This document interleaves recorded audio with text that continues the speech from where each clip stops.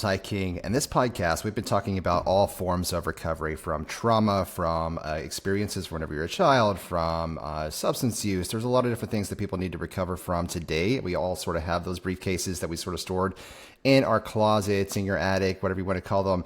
And need to unpack them, but it's just not, it's not proper. It's not usual to be talking about the things that make you a flawed human being in public, right? And so that's why we created this space. And I'm really excited today to have a special episode that we're recording with a friend of mine who's also top of the tier in the entire podcast industry, such a podcasting pro. Looked up to her for a long time, no pun intended.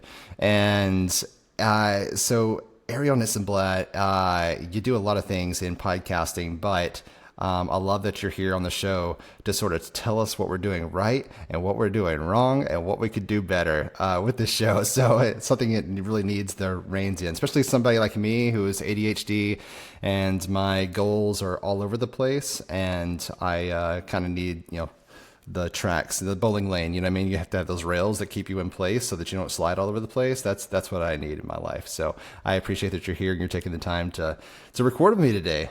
Yeah, I'm very excited to be here. Would you like me to share how this episode Absolutely. came about? Okay. Yes. So I have been working in the podcast space since 2017, as you know, Ty, but for the listeners and the viewers, I love listening to podcasts. I listen to about 5 hours a day, and I'm listening all over the place. I listen to things that I genuinely am attracted to and enjoy, and I'm also listening to things that are a little bit outside of my comfort zone in order to get a sense of what's out there and how I can improve and how my clients can improve. And I take all of that knowledge and I try to figure out how to make the podcast industry a better place and how to make sure that the people that I'm working with get to reach their ideal audiences. And I've worked in the software side of things. I've worked for remote recording platforms. We're using a remote recording platform right now to record. I've worked for editing softwares like Descript that a lot of content creators are aware of. And I've also worked with a lot of clients on marketing and audience growth. So I feel like I have a pretty broad sense of what makes us. I feel like I have a pretty broad sense of what makes. See, I don't know if you're going to keep this in, and we can talk about that. But just so people know behind the scenes, like I know to edit myself as I go, in case you decide to cut that out later. But I'll give the full picture so that people can kind of get a peek behind the curtain. That's why we're here. Yeah. Yeah. So I feel like I have a pretty broad sense of what makes a show successful, what little tweaks can be made to make a show go from a 7 to an 8 or an 8 to a 10 or whatever it is. And I also have a lot of fun out of the box marketing ideas for creators. And so that's what we're going to go over today. I posted on Threads and then I reposted it on LinkedIn a bit before the new year. Right now we're recording this in the first week of 2026. Good time to have a restart or, a refresh.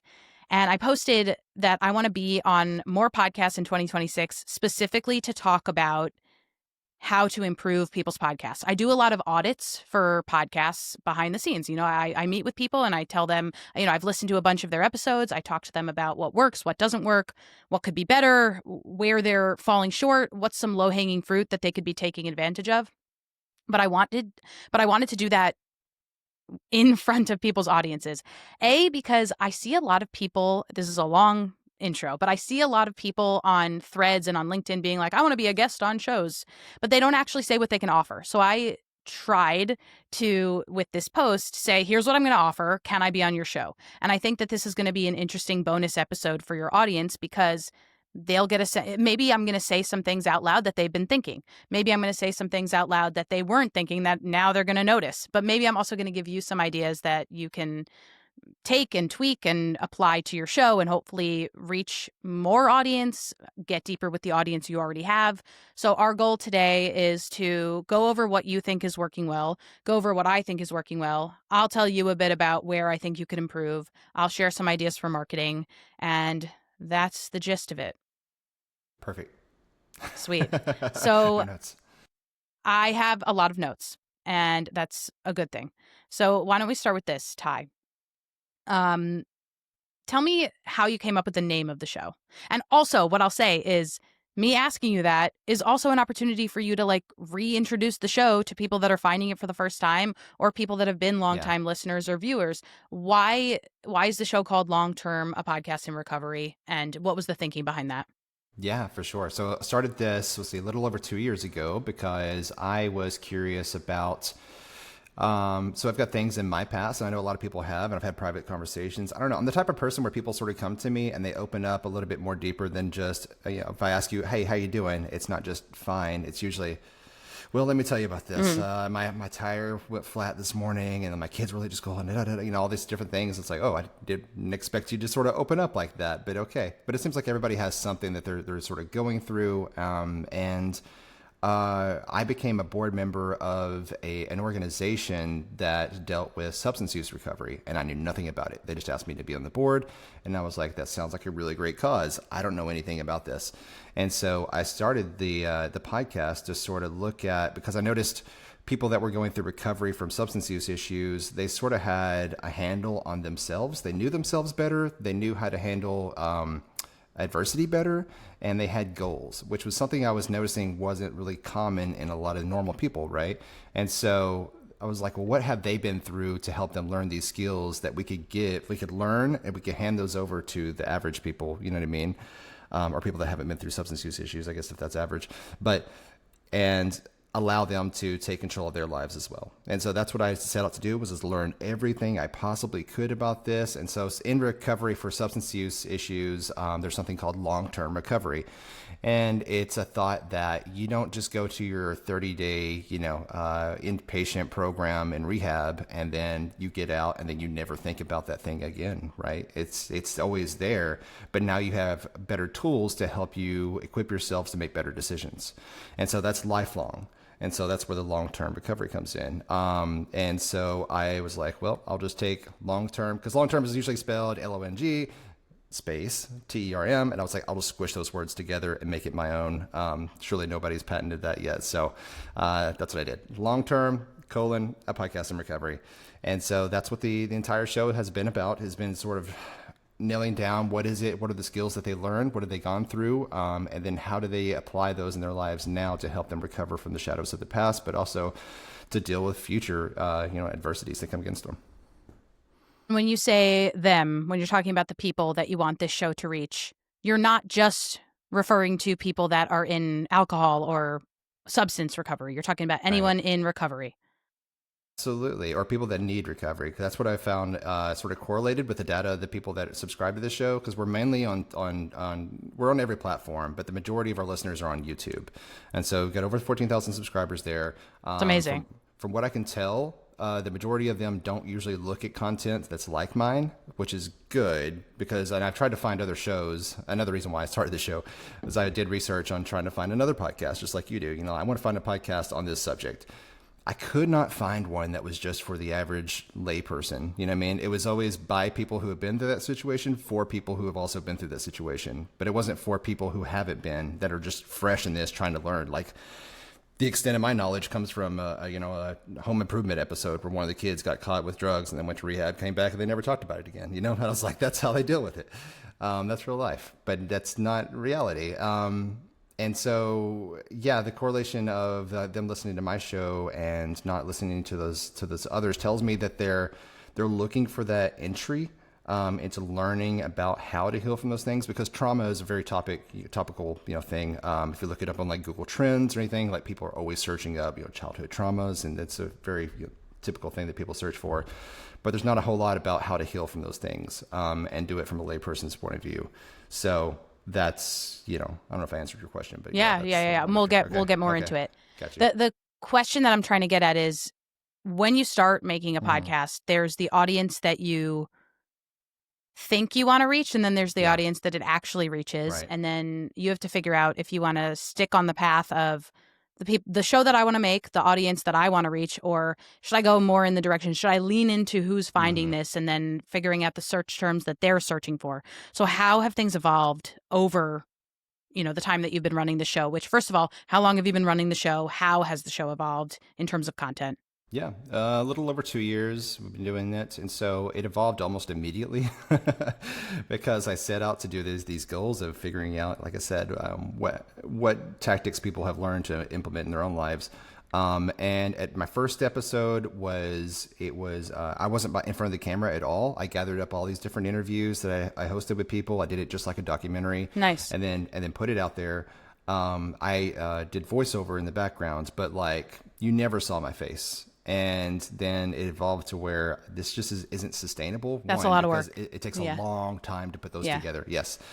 And so I jumped into doing the face-to-face, two-person, interviews, and I was able to pump those out a lot quicker and to get more, I guess, deeper conversations going as well, because you're hearing the questions and the real conversation. You know what I mean? I've realized that that's kind of important. So, and then I started folding back in the documentaries last year, where I went, like last year, I went to this town that's sort of in the middle of nowhere that this billionaire bought, and it has a history of slavery and racism and like these farms and stuff. But it's always been company owned, and this guy bought the company that used to own that town, and so it suffers from a lot of poverty and substance use issues, and of course the usual, that type of thing. But he came in and like revitalized that town, but made it so expensive that they can't afford to live there, and it's sort of pushed them. And so, like, anyways, calling, I went out there, filmed with drones, and did interviews, and was on stage, you know what I mean, at their theater with people talking to them. And so being able to collect all that footage and put it out there as a video documentary, but also collecting the audio and exporting that as a audio episode as well. So it's sort of evolved to be, yes, it's the two people sitting down and having a conversation and interview style, but there are also, documentary style, sort of pieces that I'm putting out there as well. And like I said, started off talking to people that were in substance use, but it evolved to, like, one of the most impactful episodes I think I recorded was with this woman who, she's in her 40s now, but she was like 12 years old whenever her mother passed away suddenly. And she developed an eating disorder to where she stayed very, very underweight all the way up until like her 30s. And it's a psychological issue that she developed because she felt if she could stay at the same weight she was when she was 12 years old, that she Whoa. could stay close to her mom whenever she passed. Trauma. Yeah.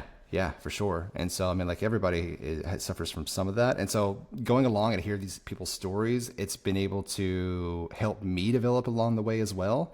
And so I'm developing in real time as we're also collecting these stories and trying to, spread the word on how these other people overcame these adversities.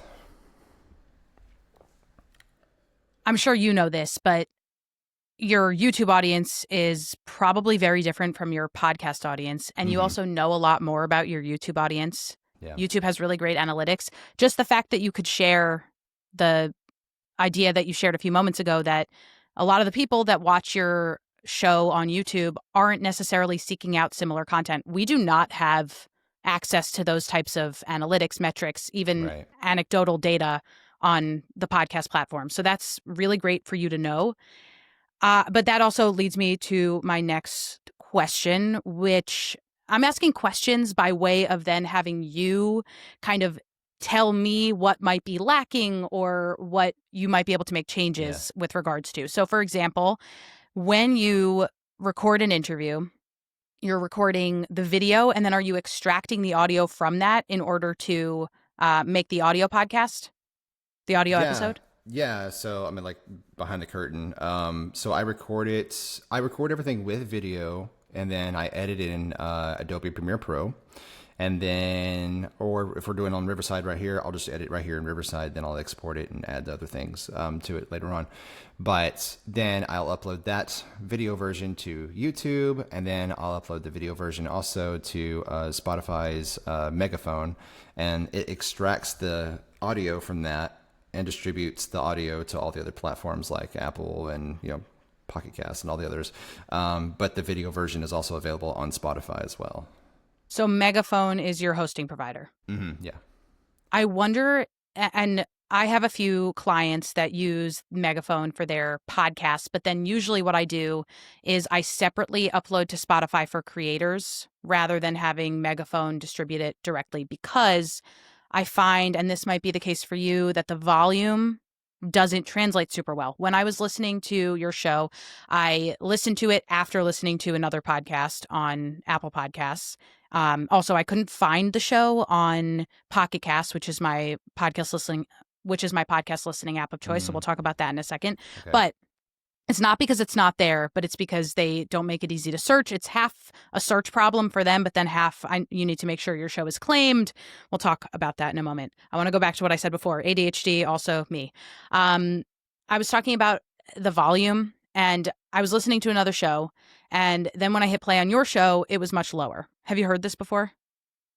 So I think your output volume is rendered lower than the average podcast output Interesting. volume, and therefore it's just not as, I mean, obviously I can just play with the volume button and, go up and Right. down, but not an ideal situation. So Right. that's my number one not my number one. It's my first concrete note for you. And same goes for, there are a few other things that don't necessarily translate super well between the video and the audio version. The first that I was thinking about is, I don't necessarily know if we need the audio version to be as long as the video version. Hmm. You probably have data on this already where there's probably an average number of minutes consumption rate on YouTube. You can probably take that and extrapolate that to the podcast to an extent. People tend to, if they're listening to a podcast, listen through a lot more than they will watch through a YouTube video. And I wonder if you can look through what the average consumption rate is on YouTube and just take that and make some guesses as to how long people might want to be listening to the podcast on the whole.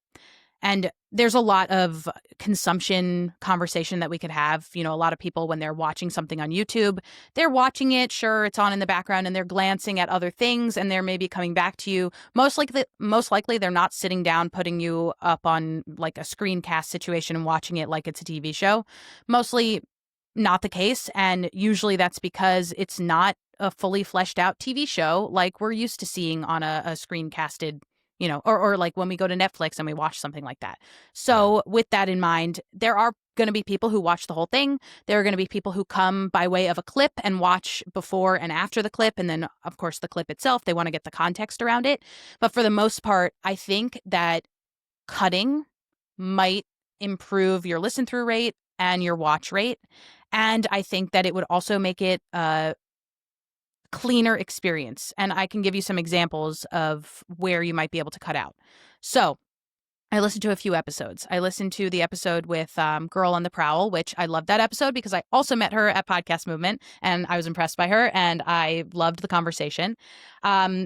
When the cat comes into the view, I don't necessarily know that we need the cat. Yeah. Both the audio and the video. However, I then went to your YouTube Shorts and I saw a YouTube short with the cat, and I love that. That is what I would call behind the scenes content, which is cute, exciting. It gives us more of a sense of who this person is and also how you interact with a cat, which tells us what we need to know about the person that we're watching week after week, our favorite podcast host. So we do want that content, but I don't necessarily think that it improves the overall flow of the show.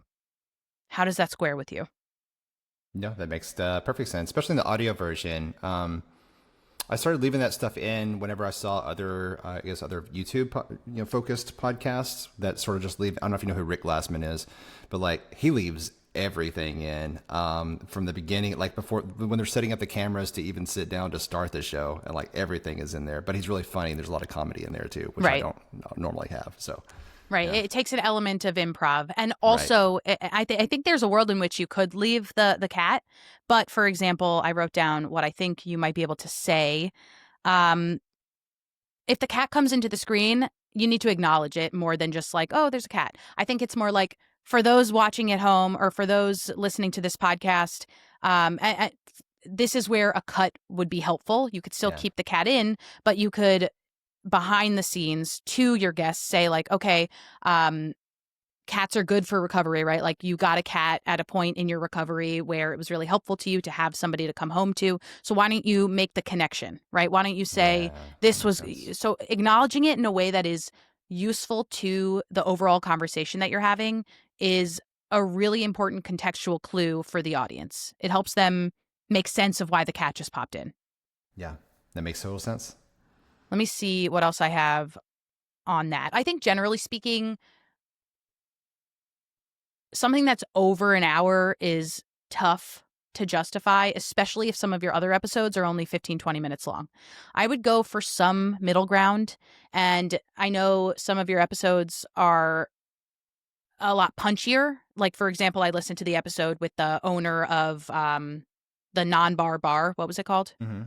I Yeah, love that episode. Beyond the Bar. Beyond the Bar. I love that episode. Great episode. I also listened to the episode with the diabetes episode about reversing diabetes, and I have some comments on that.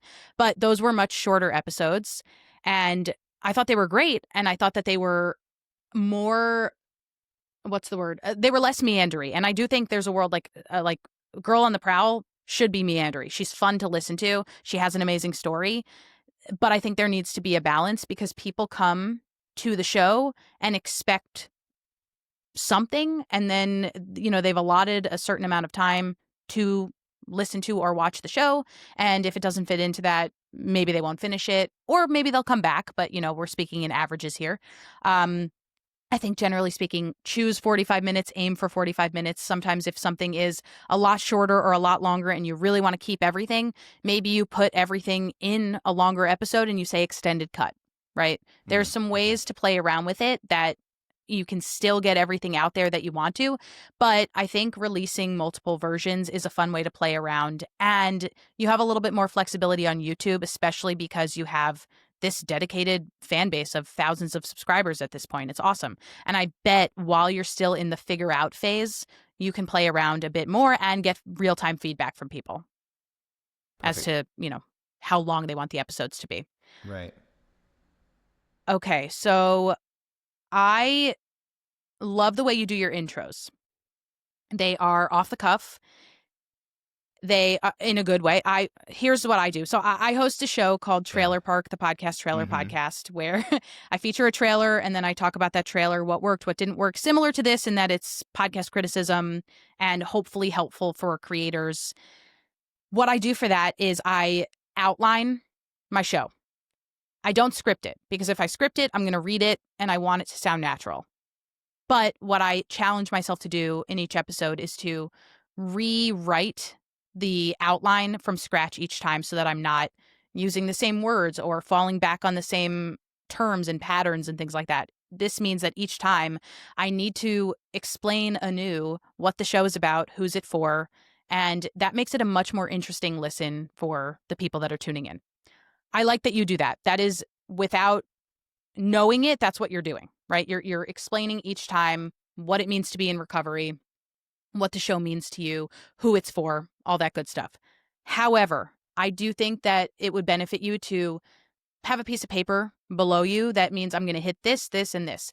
And that will come into play more and more as your show grows and grows, because theoretically, people are going to start reaching out to you for promo swaps and for events that you're going to be at and for other things that you might want to promote, talk about, shine a light on. And rather than saying, what do I want to talk about next? What do I want to talk about next? You can say, next up, I want to touch on this.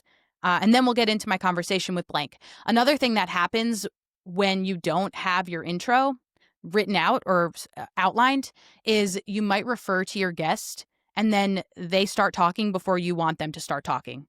I listened to a little bit of the episode called, let me see. See this? Are we going to keep this in? We'll find out. Yeah, of course. Stay tuned. Or is that what I named the episode?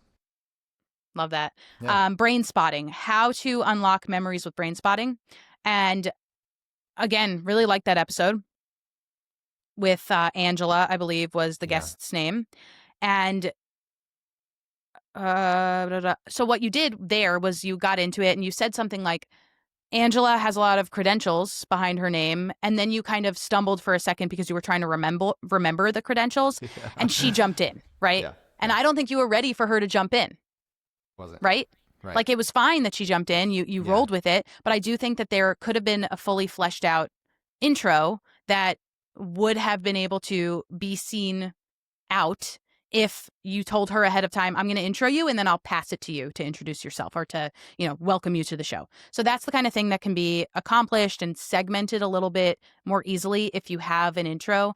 And then you can, create chapter markers that are a little bit clearer in YouTube so that people can eventually choose how and what they want to tune into on YouTube. Right. Okay. So those are some thoughts there. Do you have any comments or should I just keep it going? Feel free to No, push I'm glad you back. said that about the intro. No pushback at all. So I'm kind of surprised that you think that that's one of the strong points, because I always feel like I'm floundering whenever I intro the show, because I'm like, I see the countdown going, or I tell them 3, 2, 1 if I'm in the same room, and then I'm like, oh no, now I don't know what to do. What do I do? And I feel like I'm under explaining and over explaining at the same time. I don't want to go through. Yeah, so I'm very much in my head, and I black out, and I don't know what's happening. I totally get that. Yeah. There's a balance though, right? Because you don't want to make your guests, you don't want to make it so that the people that listen to your show week after week or watch your show week after week are like rolling their eyes because they know what the show is about. But there's a balance between welcoming the new people and also acknowledging that people have been there for a while. And I think that's where the idea of doing it anew comes into play. So making sure to hit on each time who you are, and sometimes you forget to say your name, the name of the show, who the show is for, what to tune in for, and also what is this episode about. And some of those things, it might sound like, wow, that's a lot to talk about, but each of them can be a sentence. So for example, welcome to Longterm, a podcast in recovery. My name is Ty King.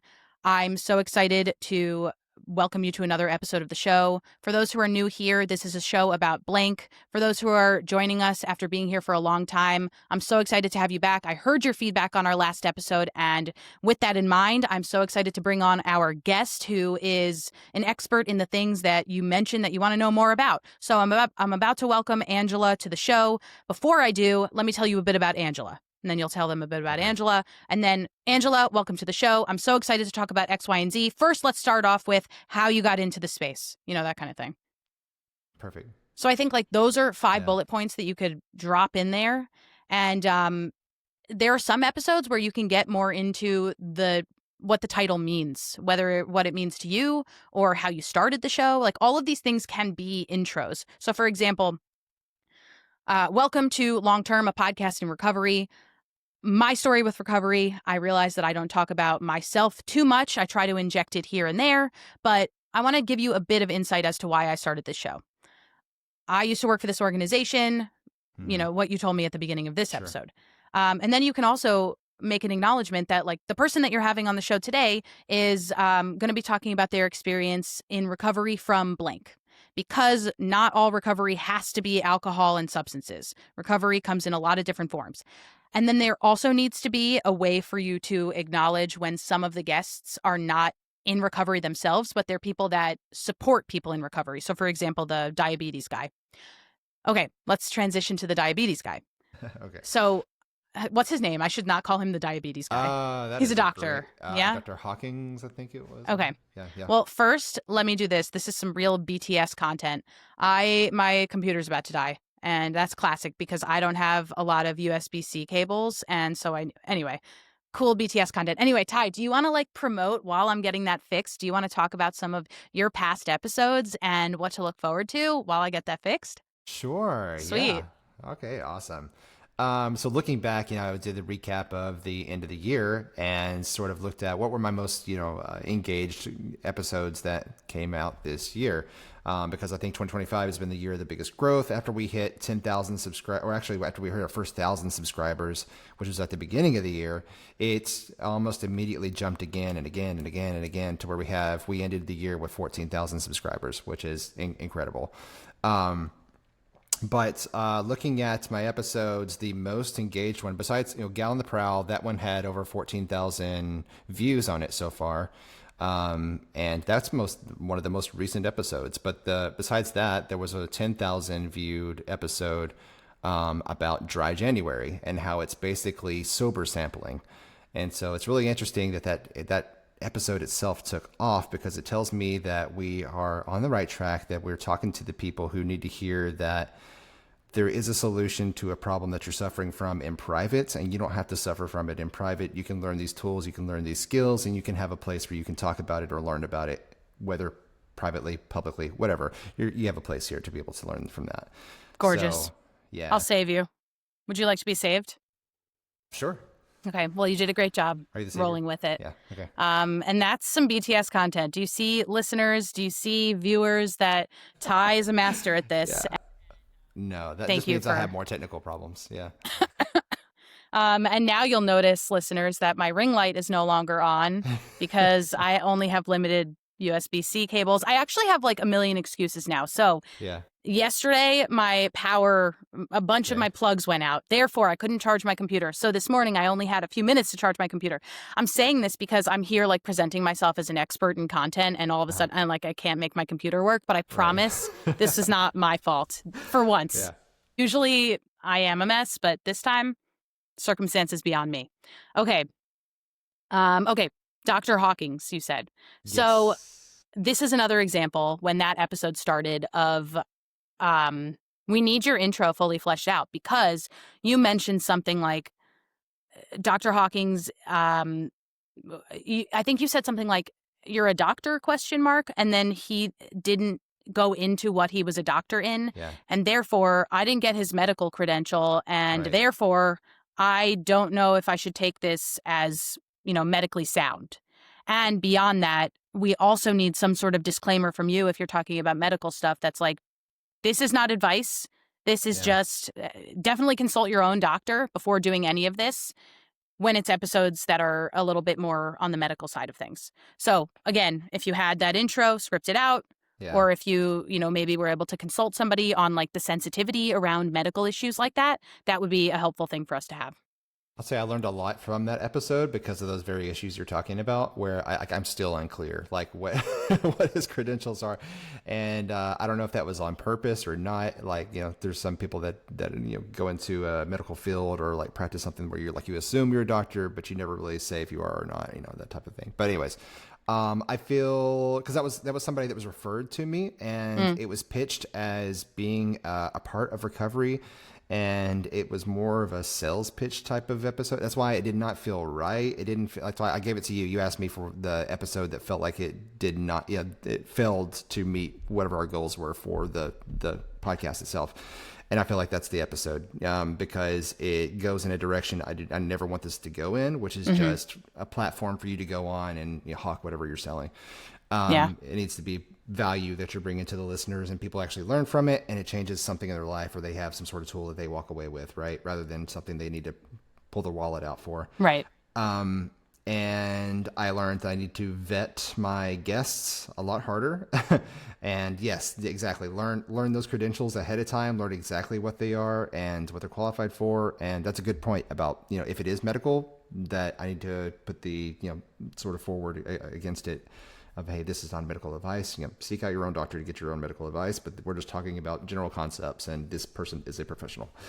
That's great. And honestly, I didn't think that the connection was so far-fetched. I think it was definitely about recovery in a sense.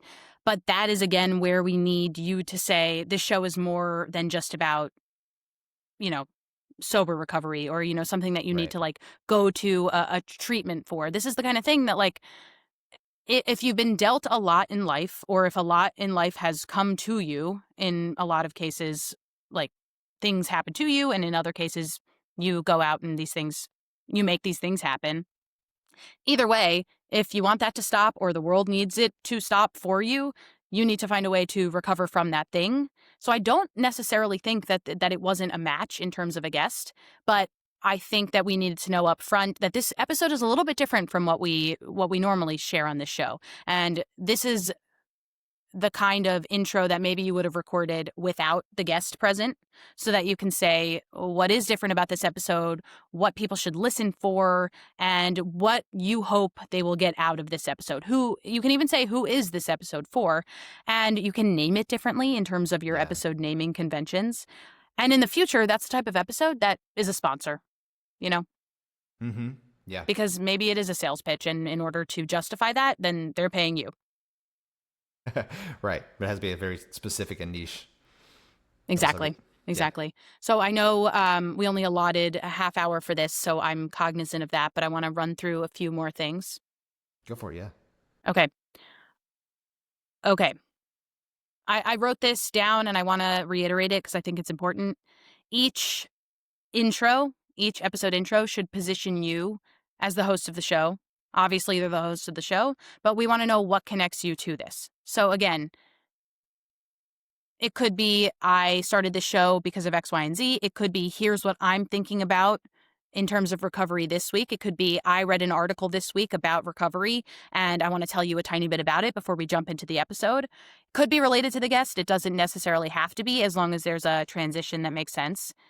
And again, I love that it's not the same thing each time because it shocks us and also because it gives potential new listeners an entry point that it could be different listeners each time or viewers. Um, I did have a question about the name of the show. Usually, when people have a word, colon, and then the rest of the title, Hmm. it's either a keyword play. So you want to like hit a bunch of different keywords so that you can hopefully find more people, or it's because they're setting it up for there to be future iterations of this. So maybe this one is long term, a podcast in recovery. Another one is long term, the long distance running podcast or whatever, like something that relates. So I'm wondering, maybe that's just something for you to think about. And if you want to respond to that, lovely. But I know we talked about the title as well before. Sure. Yeah. It started off as just being long term, just the word, but then it was sort of getting lost. And there's another podcast about recovery called Long Space Term, and it's called something else. But anyways, and so like I wanted to make sure that that keyword of recovery was in there, and I thought it was fun to say it's a podcast in recovery, not Yeah. about recovery. I thought that was It's fun. a cute way to get the word, like to Yeah. acknowledge that it's a podcast. You've probably seen that I post on the internet a lot about how you don't need the word podcast in your Right. podcast title because we know that it's a podcast. But I think in this case, it's kind of cute, a Hmm. podcast in recovery. Like this show is in recovery. Yeah. I do think if you're playing the keyword game, I would get some more keywords in there. And maybe it's like long term recovery, colon. You can still refer to the show as Welcome to Long Term, a podcast in recovery. But maybe in order to hopefully get people to find your show when they're searching for terms related to recovery, you can throw in like a little bit more because again, the show is not just about one specific type of recovery, it's about more than that. So definitely making sure that those terms are in the top line descriptions of your show is very important. Yeah, yeah. Some of the documentaries that I put out last year, they were, whatever the name of it, like We Forgot About Mississippi County. That was one I put out last year. But the subtitle was a long-term documentary. I And like that. so adding the term long-term to all the different things we're doing in media, and That's your as we brand. expand out, yeah, just sort of using that as the branding so that you I know that like it's that. related, what to expect. That's great. And you know that it's a Ty King production, you know. Sure. Yeah. Music or sound effects. Is that a choice that you don't have music in most of Oh the my gosh. episodes? It is it's not a procrastination. It is it's so easy. I know you probably go through this yourself, but it's so easy to tell people, here's how you make your show better. Here, do this, this, this, this, this, this. And then you go in to take your own advice on your own show. And I feel frozen Yeah. sometimes, I mean, Yeah, totally. I'm a musician. I've got guitars all around this room right now where I could just I could make something, but I'm so frozen on it because I'm like, oh, that's not good enough, or I need something else, or like I would love to integrate music. If I don't know, do you feel like that would be a good fit Yes. for it? But when you're listening to it as a listener, do you think that, oh, this needs music and sound effects? I don't think it necessarily needs music, but it needs, and I say music in like a sense of, we don't need to really be recognizing the Yeah, music. Like it doesn't need to be something that like I glom onto and say, mm-hmm. I love the intro song for this Yeah, podcast.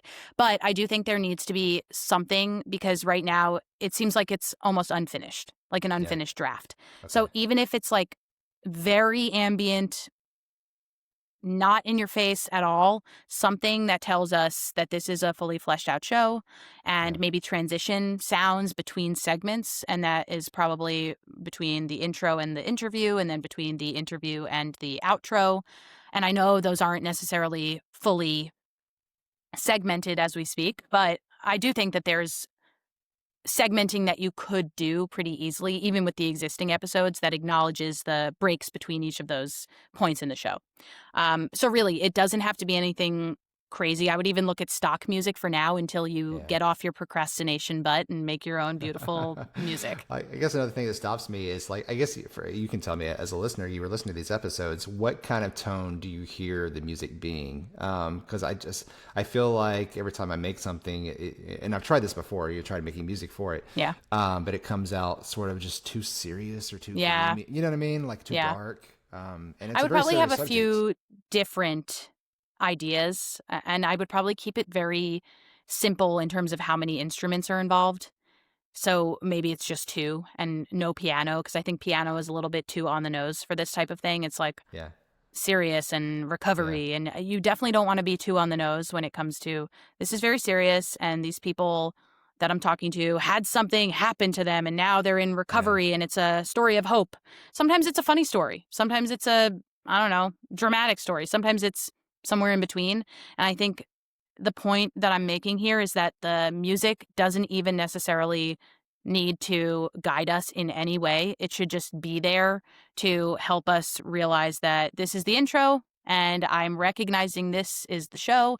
You can even have different types of music for different types of episodes. So, for example, when you have a show that's more meandery storytelling, where, you know, with Girl on the Prowl, you were talking about her story and it was awesome and you had a personal connection to her, maybe that's one type of episode. And then when you have a doctor on the show, for example, or somebody who's doing more how to, like the brain spotting episode, that's a different type of episode. Something that's a little bit more sciencey, Yeah. has a different tone to it.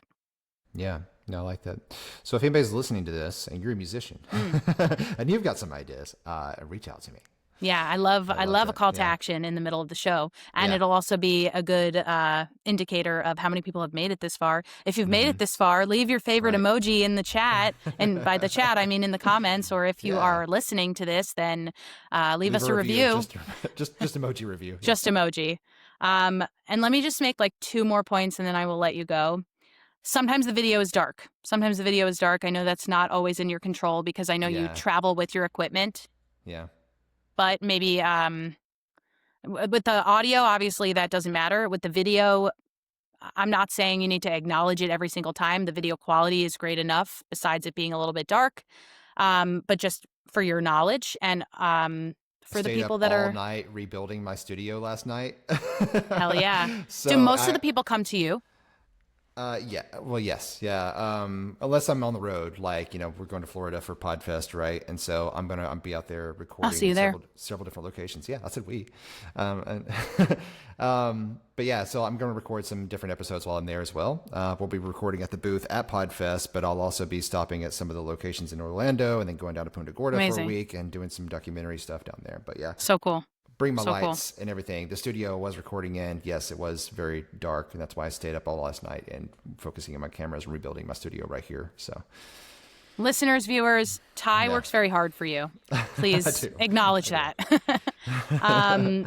Angela in the brain spotting episode referenced a prop. I mean, she used a prop, which was awesome from a video perspective. From an audio Yeah. perspective, I don't know what she's doing. So Right.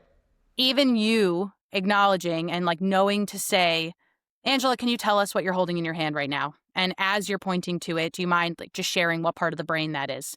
That would be helpful. And that's just a brain training mechanism for you. Nothing to do with brain spotting, but to acknowledge the audience and every audience. You'll notice that when I'm having this conversation with you, if I say listeners, I'll also say viewers. If I say viewers, I'll also say listeners, because you want to just make sure everybody feels like you're talking to them, but also if there's something that they might be missing from the audio or from the video, what is that? What is that thing?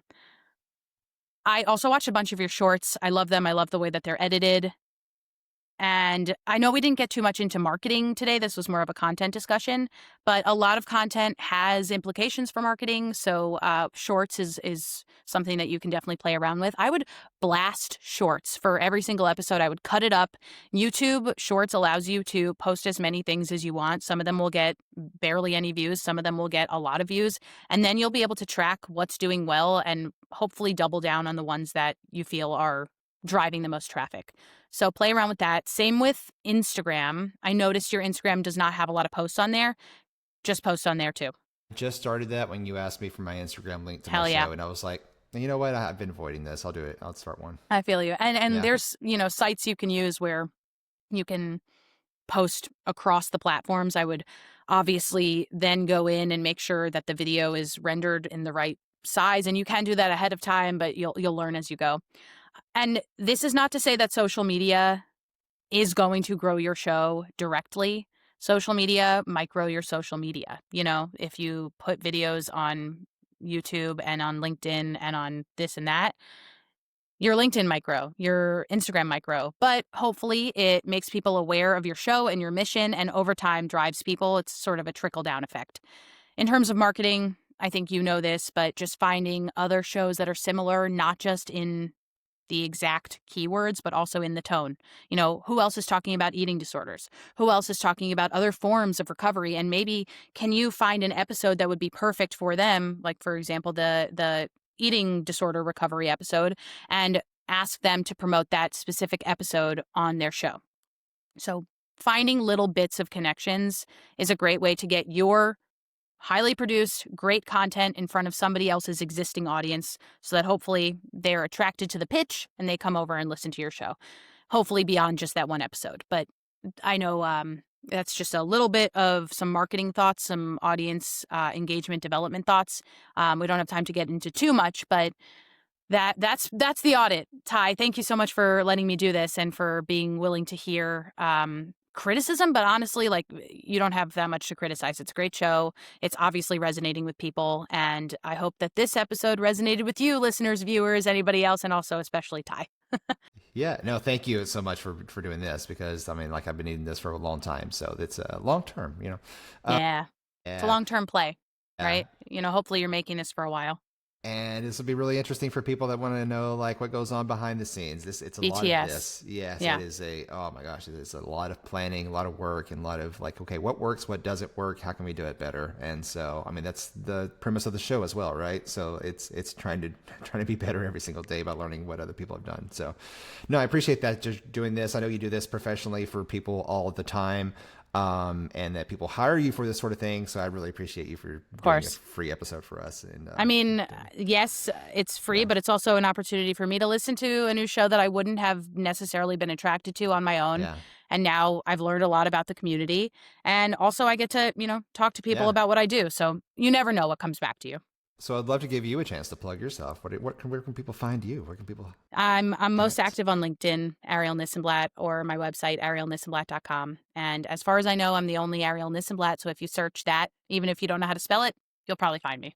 Also being inducted into the Podcast Hall of Fame this month. It's true. That's true. Yeah, pretty cool. Like it's true.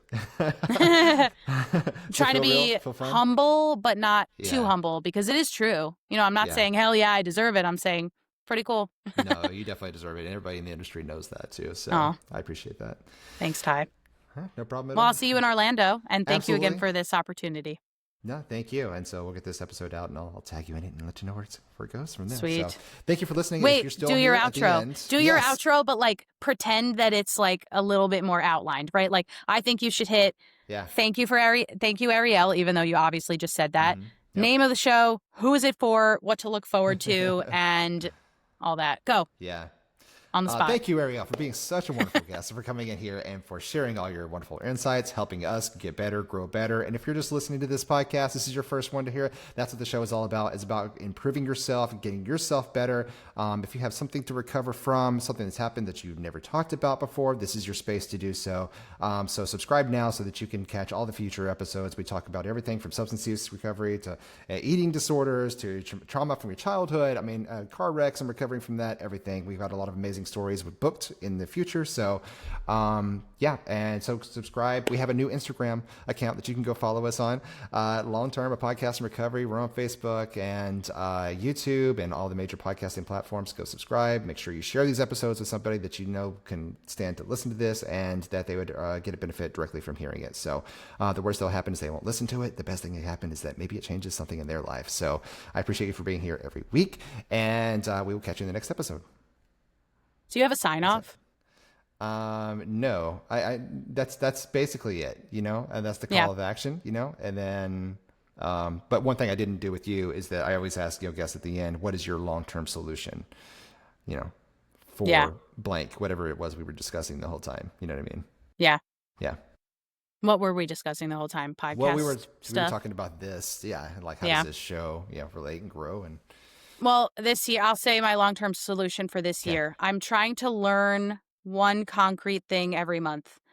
And it can be tiny. So for example, already this month I've learned how to shuffle a deck of cards, okay, And yeah, next month or maybe even later this month because it's still so early when we're recording this, uh-huh. I'm going to create for myself a graphic design course using YouTube because I've always dabbled and I'm like graphic design is my passion and I need to learn a little bit more about like the philosophy Perfect, behind it. So my yeah, long-term solution is to learn concrete things that can improve my life but also other people's lives. golden ratio and yeah, concentric Yeah, circles and all that kind of exactly. thing. Yep, yep.